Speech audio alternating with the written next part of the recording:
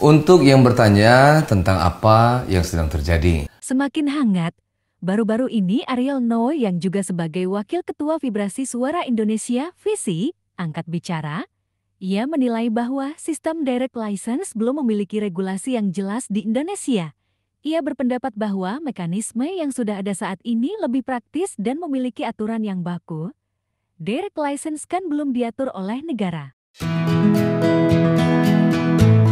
Seakan ingin menjawab pertanyaan publik, Ariel Noah baru-baru ini mengunggah sebuah video pernyataan dirinya tentang direct license yang menjadi perhatian publik untuk kalangan pencipta lagu dan penyanyi di tanah air. Video tersebut ia unggah ke akun media sosial Instagram pribadi miliknya. Masalah pertama yang akan kita bicarakan di sini adalah soal direct licensing dalam performing rights. Oke?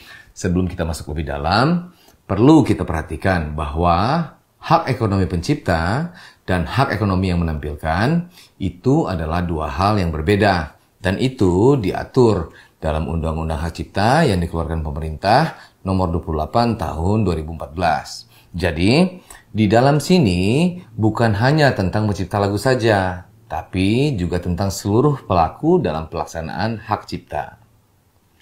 Oke, sekarang kita masuk ke pasal yang sedang dipertentangkan. Di bab 2 tentang hak cipta, menjelaskan tentang hak ekonomi pencipta atau pemegang hak cipta.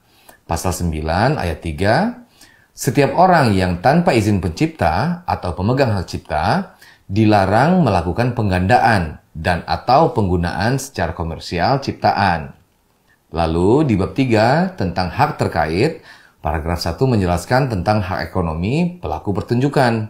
Pasal 23 ayat 5, setiap orang dapat melakukan penggunaan secara komersial ciptaan dalam suatu pertunjukan tanpa meminta izin terlebih dahulu kepada pencipta dengan membayar imbalan kepada pencipta melalui lembaga manajemen kolektif atau LMK. Nah, ini dia yang menjadi permasalahan saat ini.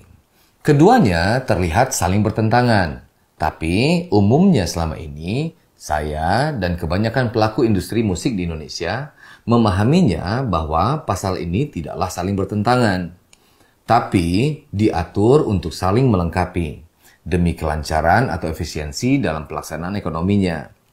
Sebagian kita punya pendapat, ini dikarenakan sifat daripada si performing rights itu. Sifatnya apa? Sifatnya, hak tersebut dapat terjadi secara bersamaan dalam satu hari di seluruh Indonesia setiap harinya.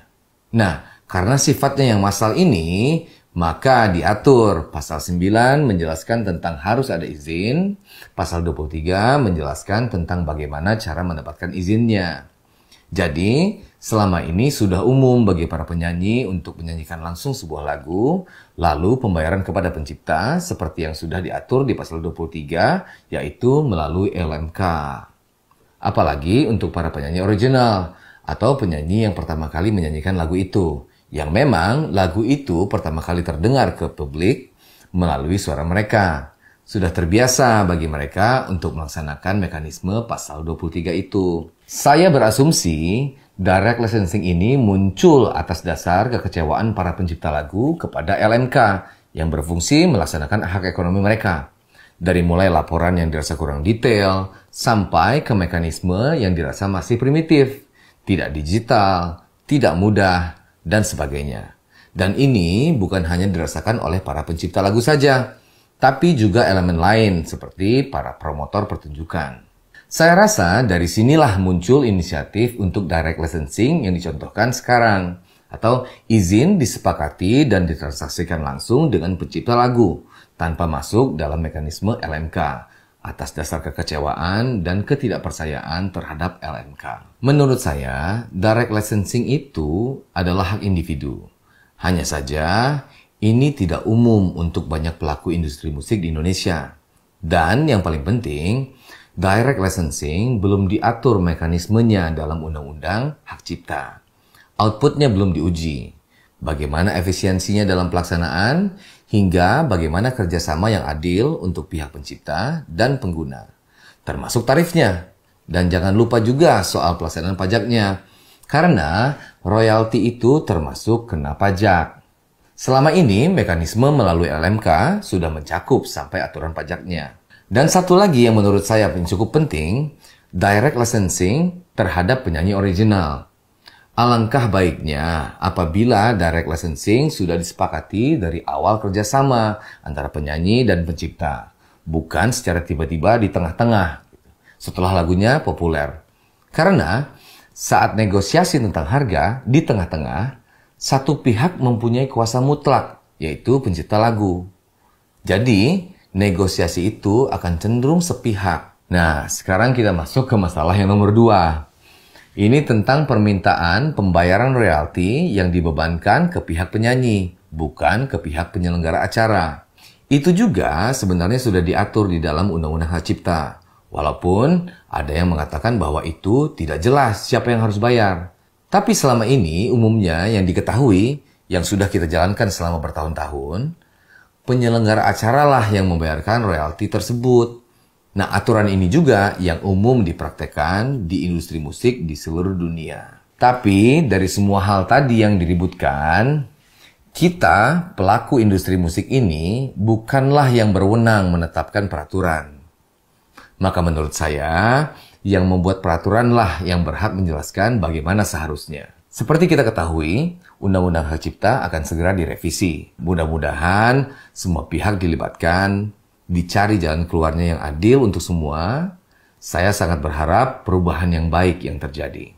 Namun, untuk sementara waktu, sampai undang-undang yang baru rampung dan disahkan, saya pikir seharusnya pihak yang berwenang memberikan kejelasan dalam masa status quo ini. Jangan membiarkan para pelaku industri musik Indonesia menjadi bingung, atau takut, atau bahkan diperlakukan tidak adil untuk dapat menyanyikan sebuah lagu ciptaan. Kalau untuk saya pribadi, sebagai pencipta lagu, saya merasa tidak mampu untuk melaksanakan direct licensing seperti yang dibicarakan saat ini. Saya masih membutuhkan LMK untuk mendapatkan atau mengelola hak saya. Tentunya LMK yang kredibel dan bisa dipercaya. Dan juga sebagai pencipta lagu, saya ingin mempermudah orang lain untuk bisa menyanyikan lagu saya. Karena hal itu sesuai dengan semangat awal saya menciptakan sebuah lagu, yaitu untuk menghibur semua orang yang bisa terhibur oleh lagu itu.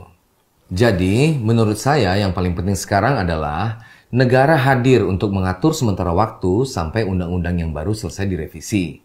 Dan LMK harus secepatnya memperbaiki kinerjanya.